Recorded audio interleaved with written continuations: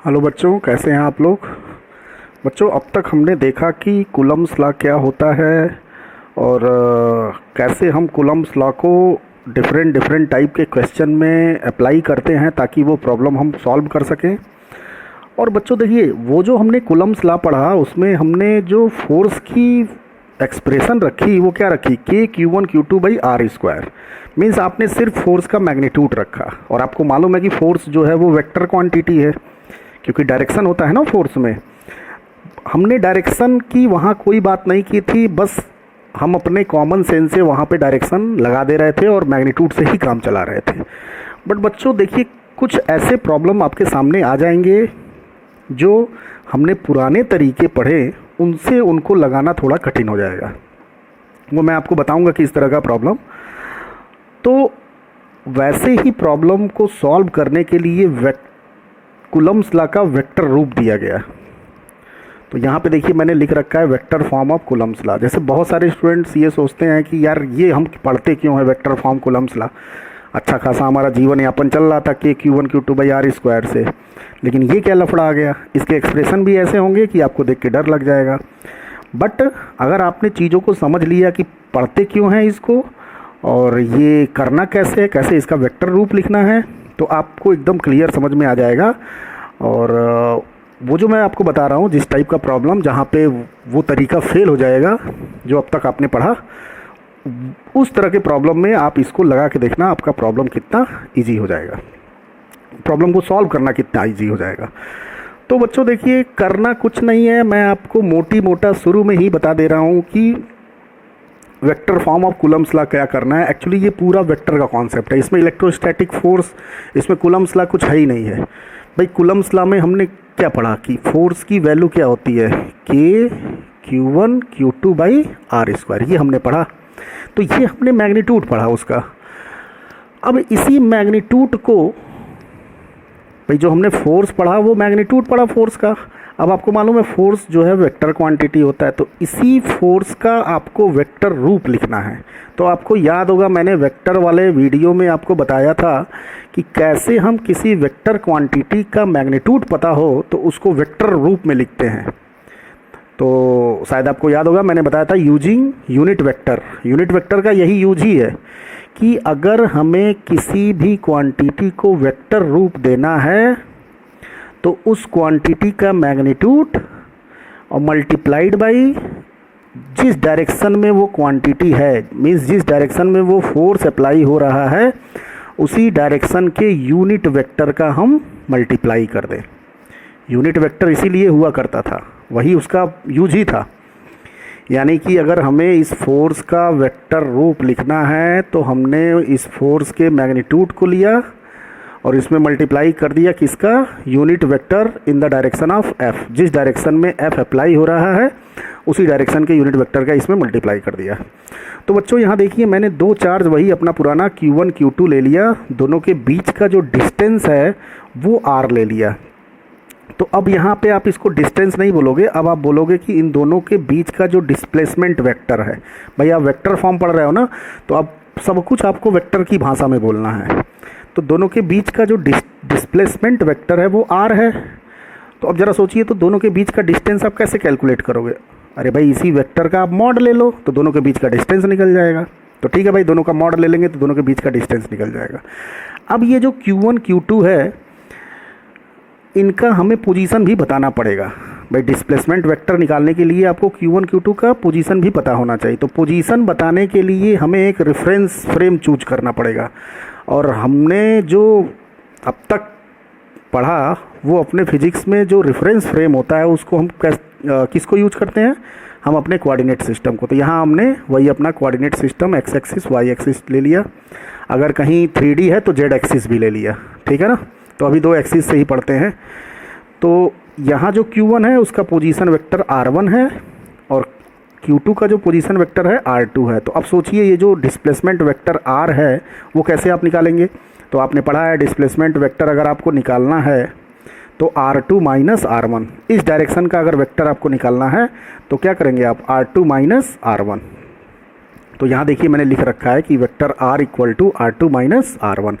अब इन दोनों चार्ज के बीच का डिस्टेंस बच्चों निकालना है तो आप क्या करोगे, इसका मॉड ले लो। तो अगर हमें दो चार्ज के बीच का डिस्टेंस निकालना है तो इसी वेक्टर का हमें क्या करना पड़ेगा, मॉड ले लेना पड़ेगा। तो अच्छा, दूसरी बात ये कि इसके डायरेक्शन के यूनिट वेक्टर आप कैसे निकालोगे भाई। इस डायरेक्शन का अगर हमें यूनिट वेक्टर चाहिए वो कैसे आप लिखोगे, तो आपको मालूम है कि unit vector is equal to vector divided by vector का मॉड। इसका मैंने मॉड लिख दिया, मैंने आपको बताया था मॉड कैसे लिखते हैं। वेक्टर आप हटा दीजिए तो ये मॉड शो करेगा, उसका मैग्नीट्यूड शो करेगा। तो ये हो गया उसका यूनिट वेक्टर। फिर यहाँ देखिए मैंने लिख दिया, यही मैंने आपको बताया था, ये जो वेक्टर आर है वो क्या है, R2 माइनस R1 है। और इसका मैग्नीट्यूड तो देखिए इसको मैंने ऐसे लिख दिया, R2 माइनस, इस R को मैंने क्या लिख दिया, R2 माइनस R1, और उसका मैग्नीट्यूड है तो ऐसे दो डंडी लगाते थे हम लोग। अब बारी है फोर्स को लिखने की। तो फोर्स आपको पता ही है, चलिए देखते हैं फोर्स कैसे लग रहा है। तो ये जो Q1 है वो Q2 पे इस डायरेक्शन में फोर्स अप्लाई कर रहा है, तो इसका मैंने नामकरण कर दिया F21, force on 2 due to 1। और ये जो Q2 है वो Q1 पे इस साइड फोर्स लगा रहा है, रिपल्सन, इसका नामकरण कर दिया F12। तो बच्चों F21 की वैल्यू बताओ तो क्या होगी, F21 equal to K Q1 Q2 divided by दोनों के बीच का डिस्टेंस का स्क्वायर। ये देखिए, अब इसी F21 को वेक्टर रूप देना है तो आप क्या करोगे, ये मैग्नीट्यूड लिखोगे और इनटू ये जिस डायरेक्शन में लग रहा है उस डायरेक्शन का यूनिट वेक्टर। तो आप जरा सोचिए तो ये किस डायरेक्शन में लग रहा है, F21। अगर हम F21 के डायरेक्शन की बात करें तो आपको मालूम है ना कि जो इलेक्ट्रोस्टैटिक फोर्स लगता है वो दोनों को मिलाने वाली लाइन के एलोंग लगता है, और जो दोनों चार्ज को मिलाने वाली लाइन है वही डिस्प्लेसमेंट वेक्टर है। ध्यान से देखिए आप, वही डिस्प्लेसमेंट वेक्टर है, मीन्स R है। मीन्स F21 का जो डायरेक्शन है वो किसका डायरेक्शन है, R का। तो बच्चों अगर मैं इस R के यूनिट वेक्टर का इसके मैग्नीट्यूड में मल्टीप्लाई कर दूं तो इस फोर्स का क्या आ जाएगा, वेक्टर फॉर्म आ जाएगा। देखिए मैंने इसका वेक्टर फॉर्म में क्या किया, इसके मैग्नीट्यूड का और इसके डायरेक्शन का जो यूनिट वेक्टर है जो कि R मैं आपको बता चुका हूँ उसका मैंने मल्टीप्लाई कर दिया, और ये आप निकाल चुके हो। ये देखिए, तो बस करना क्या है आपको, F21 की value K Q1 Q2 by R square, और R स्क्वायर मतलब R क्या है, R2 माइनस R1 का मॉड है भाई। जो R है ना, देखिए R2 माइनस R1 का मॉड है, फिर स्क्वायर लग गया और फिर यहाँ से यूनिट वेक्टर रख दिया। अब देखिए यहाँ पे पावर 2 है, यहाँ पे पावर 1 है, तो 2 इंटू 1 3 हो गया भाई, 2 और 1 ऐड हो जाएगा ना 3, और ये हो जाएगा R2 माइनस R1। तो ये देखिए तो F21 का वेक्टर रूप आ गया। ये वाला स्केलर रूप था, स्केलर फॉर्म था, और इसको आपने वेक्टर रूप में लिख दिया। ये बच्चों यहाँ पे ध्यान दीजिएगा, ये जो है वो दोनों के बीच का क्या शो कर रहा है, डिस्टेंस शो कर रहा है, और ये क्वांटिटी निगेटिव नहीं होगी, हमेशा पॉजिटिव होगी, क्योंकि मॉड लगा दिया है ना आपने। मैग्नीट्यूड हमेशा क्या होता है, पॉजिटिव होता है। और देखिए, तो इसको थोड़ा और शॉर्ट फॉर्म में आपको अगर लिखना है तो क्या करेंगे भाई, ये है K Q1 Q2 दोनों के बीच के डिस्टेंस का क्यूब और डिस्प्लेसमेंट वेक्टर। ये देखिए, और डिस्प्लेसमेंट वेक्टर मतलब किसके डायरेक्शन का, F21 के डायरेक्शन का डिस्प्लेसमेंट वेक्टर। तो ये देखिए वेक्टर रूप लिख दिया। तो इसमें कौन सी बहुत बड़ी बात है, आपको घबराना नहीं है ये एक्सप्रेशन देख के। अगर आपको वेक्टर का कॉन्सेप्ट क्लियर है, फंडा क्लियर है, तो कोई बहुत बड़ी बात नहीं है आपको, वही पुरानी चीज़ें हैं। अगर बच्चों F12 को लिखना है तो आप वीडियो को पॉज करके F21 का वेक्टर रूप लिखिए और फिर आगे वीडियो को आप रिज्यूम करके देखिए आपने सही लिखा है कि नहीं। तो यहाँ देखिए मैंने F12 क्या होगा भाई, F12 का मैग्नीट्यूड इनटू उसके डायरेक्शन का यूनिट वेक्टर। तो बच्चों अब F12 का जो डायरेक्शन है वो ये है भाई, ये वाला इस पे चार्ज इधर लगाएगा ना, फोर्स डायरेक्शन इधर होगा, तो इस डायरेक्शन का डिस्प्लेसमेंट वेक्टर। तो अब जो डिस्प्लेसमेंट वेक्टर है वो पुराने वाले डिस्प्लेसमेंट वेक्टर का उल्टा बनेगा, ये बनेगा, ये देखिए ये डायरेक्शन होगा। तो अब बताइए इस R की वैल्यू क्या होगी, सोचिए ना इस R की वैल्यू क्या होगी। अब ये बनेगा फाइनल, तो R1 माइनस R2 ये आएगा। तो यहाँ पे देखिए K Q1 Q2 by R Q divided by into R। अरे यही तो पढ़ा है हमने। अब जो R है हमारा वो क्या है, R1 माइनस R2 है। तो यहाँ देखिए R1 माइनस R2 का क्यूब रख दिया और ये वेक्टर R1 माइनस R2 रख दिया।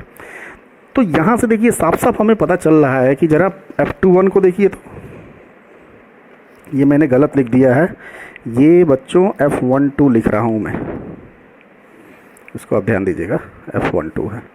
तो यहाँ बच्चों ज़रा ध्यान दो, तो F21 को देखो, ये तो पॉजिटिव है, 2 - 1, और 1 2 को देखो, ये पॉजिटिव और यहाँ 1 - 2। इसका मतलब हमें दोनों एक्सप्रेशन को देख के ये साफ साफ पता चल रहा है कि दोनों का मैग्नीट्यूड तो सेम है बट डायरेक्शन क्या है, अपोजिट है, मीन्स दोनों एक दूसरे का माइनस है। तो यहाँ देखिए मैंने लिख दिया है F21 = माइनस ऑफ F12। भाई इसमें अगर माइनस लगा दे तो F21 के इक्वल हो जाएगा। और इस नोटेशन से आप समझते हो कि दोनों का मैग्नीट्यूड सेम है और बट दोनों का डायरेक्शन क्या है, अपोजिट है। और इसकी चर्चा हम लोग कर चुके हैं, मैंने आपको इलेक्ट्रोस्टैटिक फोर्स की प्रॉपर्टी बताई है कि दोनों चार्ज पे जो लगने वाला इलेक्ट्रोस्टैटिक फोर्स होता है उसका मैग्नीट्यूड सेम होता है बट डायरेक्शन क्या होता है, अपोजिट होता है। तो यहाँ से देखिए वो चीज़ें प्रूफ भी हो गई, हमें साफ साफ दिख रही हैं, और वेक्टर फॉर्म भी हमने पढ़ लिया। तो आई होप दैट बच्चों कि आपको ये समझ में आ गया होगा कूलम्स लॉ का वेक्टर फॉर्म। अब यहाँ देखिए बच्चों, हम इसको पढ़ते क्यों हैं, तो अभी मैं बताऊंगा आपको पढ़ते क्यों हैं, बट इसको आप जहाँ भी यूज कीजिएगा, जहाँ भी वेक्टर फॉर्म आप कूलम्स लॉ का यूज कीजिएगा, एक बात का आपको विशेष ध्यान देना चाहिए। इसमें ध्यान देना होगा कि Q1 Q2 को अब तक हम क्या रखते आए हैं, सिर्फ अमाउंट रखते आए हैं। मैंने आपको बताया था कि Q1 Q2/r² वाले फार्मूले में Q1 Q2 का हमें साइन नहीं रखना है, लेकिन जब आप वेक्टर फॉर्म यूज करोगे तो Q1 Q2 का आपको साइन लेके चलना पड़ेगा। अभी मैं उसको इलोबरेट कर दूंगा आगे। तो यहाँ देखिए मैं इस चीज़ से आपको समझाने की कोशिश कर रहा हूँ कि अगर दोनों पॉजिटिव पॉजिटिव है या नेगेटिव नेगेटिव, मीन्स दोनों चार्ज का जो नेचर है वो सेम है। तो अगर नेचर सेम है बच्चों, तो ये देखिए, तो दोनों के बीच क्या लगेगा, रिपल्सन लगेगा, और रिपल्सन लगेगा तो उसका डायरेक्शन इधर होगा, और जो आप फार्मूले से सॉल्व करोगे उसके अकॉर्डिंग भी डायरेक्शन किधर आएगा, वो इधर आएगा। तो यहाँ मैंने वही बात लिखा है कि अगर दोनों पॉजिटिव पॉजिटिव है या नेगेटिव नेगेटिव है तो एलोंग आर लगेगा, और जब दोनों अनलाइक है तो एलोंग -r। देखिए ज़रा, तो भाई अगर ये दोनों अनलाइक चार्ज है तो फोर्स का डायरेक्शन किधर हो जाएगा, वो इधर हो जाएगा। ये देखिए, तो ये डायरेक्शन क्या है, ये r का है कि -r का डायरेक्शन है, तो -r का डायरेक्शन, तो वही मैंने लिखा है वहाँ पे एलोंग -r। तो अब जरा आप सोचिए, तो अगर दोनों चार्ज पॉजिटिव पॉजिटिव या नेगेटिव नेगेटिव, मतलब दोनों का नेचर सेम है, तो अगर आप साइन लेके चलो फार्मूले में या नहीं लेके चलो, दोनों का प्रोडक्ट क्या आएगा, पॉजिटिव आएगा। और जब आप ये फार्मूले से जब आप कैलकुलेट करोगे फोर्स, तो उसका डायरेक्शन इधर आएगा और वास्तव में इसका डायरेक्शन इधर ही होगा। तो इसमें तो कोई दिक्कत नहीं है, अमाउंट सेम है, नेचर सेम है। तो बट अगर सोचिए, अगर एक पॉजिटिव और एक नेगेटिव होगा, अनलाइक चार्ज होगा, तो जो आप फार्मूले से कैलकुलेट करोगे F21, वो तो डायरेक्शन देगा इधर, क्योंकि फार्मूले में क्या है, R2 - R1 है। R2 - R1 का मतलब ये। बट आप कर चुके हो कि दोनों अगर अनलाइक चार्ज है तो अट्रैक्शन लगेगा, मीन्स ये डायरेक्शन आएगा। तो फार्मूले के हिसाब से एलोंग R आ रहा है। भाई फार्मूले के हिसाब से अगर देखें तो एलोंग R होगा, बट वास्तव में किसके एलोंग होना चाहिए, एलोंग -R होना चाहिए। तो वही मैं कह रहा हूँ कि अगर आप फार्मूले में पॉजिटिव नेगेटिव नहीं लेके चलते हो Q1 Q2, तो क्या आएगा, आपका डायरेक्शन गलत देगा। मैग्नीट्यूड तो सेम आ जाएगा लेकिन डायरेक्शन गलत देगा। आपके हिसाब से डायरेक्शन इधर आ रहा है और होना किधर चाहिए, अपोजिट होना चाहिए, तो डायरेक्शन क्या देगा, गलत देगा, जिसकी वजह से सब गलत हो जाएगा। तो यहाँ मैंने वही लिखा है, ये इस बात को मैंने इसीलिए लिखा है ताकि आपको ये एकदम एश्योर हो जाए कि हमें फार्मूले में Q1 Q2 को साइन के साथ लेके चलना है। अगर आपको अब भी नहीं समझ में आया तो मैं आपको एक एग्जांपल से समझा दे रहा हूँ। यहाँ पे देखिए मैंने एक एग्जांपल लिख रखा है, ये देखिए। मान लीजिए ये Q1 है 2 कूलम और Q2 है -3 कूलम, और ये पोजीशन वेक्टर R1 है, ये पोजीशन वेक्टर R2 है। तो पहले मैं साइन लेके बिना साइन लिए चलूँगा और फिर साइन लेके चलूँगा, फिर आप मुझे बताना कि कौन सा सही है कौन सा गलत है। तो यहाँ देखिए मैं लिख रहा हूँ विदाउट साइन, यहाँ से आपको एकदम क्लियर हो जाएगा। बताइए तो F21 की वैल्यू क्या होगी, के Q1 की वैल्यू है 2 इंटू Q2, भाई हमने साइन वाइन नहीं लिया, डिवाइडेड बाई डिस्टेंस का क्यूब, और यहाँ जो वेक्टर होगा वो क्या होगा, R, या R2 माइनस R1 लिख दीजिए। तो ये तो विथ साइन था, सॉरी विदाउट साइन था। तो ज़रा देखिए तो विदाउट साइन जो डायरेक्शन आ रहा है फोर्स का वो क्या आ रहा है, ये तो मैग्नीट्यूड है, इससे तो हमें कोई लेना देना नहीं, ये कांस्टेंट है। F21 का डायरेक्शन क्या आ रहा है, R के डायरेक्शन के, मीन्स जो F21 का डायरेक्शन होगा वो R के एलोंग होगा, मीन्स इसके एलोंग होगा। फार्मूले के हिसाब से फोर्स का डायरेक्शन इधर होगा। होना किधर चाहिए, देखिए तो 2 और -3 अगर है तो अट्रैक्शन होना चाहिए, और होना चाहिए इधर, मीन्स होना चाहिए एलोंग -R, और आपके हिसाब से क्या आ रहा है, एलोंग R आ रहा है। तो बच्चों जब आप साइन लेके नहीं चलोगे तो ये क्या आ जाएगा, गलत आ जाएगा। इसीलिए मैंने वहाँ पे लिखा कि Q1 Q2 को साइन के साथ लेके चलना है। चलिए ज़रा विथ साइन लेके चलिए, तो विथ साइन लीजिए। F21 के Q1 Q2 by R cube, और यहाँ पे R, तो यहाँ पे देखिए आप इसको लिख दीजिए ऐसे, के 2 इंटू 3 R क्यूब, और ये माइनस को इसके साथ भेज दीजिए। अब देखिए तो ये जो F21 का डायरेक्शन है वो फार्मूले के हिसाब से एलोंग -R आ रहा है, एलोंग -R, और वास्तव में किसके एलोंग होना चाहिए, -R के एलोंग ही होना चाहिए। इसका मतलब जब हमने साइन लेके चला तो चीज़ें हमारी सही आई, जो फार्मूले अप्लाई किया वो और वास्तव में जो होना चाहिए वो दोनों मैच कर रहा है, और यहाँ पे मिस मैच कर रहा है, फार्मूला गलत बता रहा है और ये चीज़ सही बता रहा है। इसलिए मैं बच्चों बोल रहा हूँ कि Q1 Q2 should be taken with sign in the form vector form of Coulomb's law.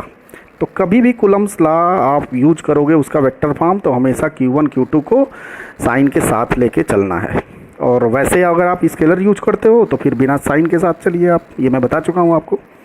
तो बच्चों इस तरह का प्रॉब्लम ये हम पढ़ते क्यों हैं, एक स्पेशल टाइप की, कुछ स्पेशल टाइप के प्रॉब्लम होते हैं, उनको सॉल्व करने के लिए हम ये चीज़ें पढ़ते हैं। नेक्स्ट वीडियो में आपको बताऊंगा कि पहले मैं वो प्रॉब्लम दूंगा, आप सोचिएगा कैसे लगेगा, फिर मैं आपको बताऊंगा कि देखिए ये प्रॉब्लम जो हमने पुराने तरीके पढ़े उससे लगाना थोड़ा मुश्किल हो जाएगा, थोड़ा उसको प्रेडिक्ट करना मुश्किल हो जाएगा, फोर्स का डायरेक्शन वगैरह, लेकिन अगर आप वेक्टर कॉन्सेप्ट उसमें अप्लाई कर दीजिए तो चीज़ें आसान हो जाएंगी।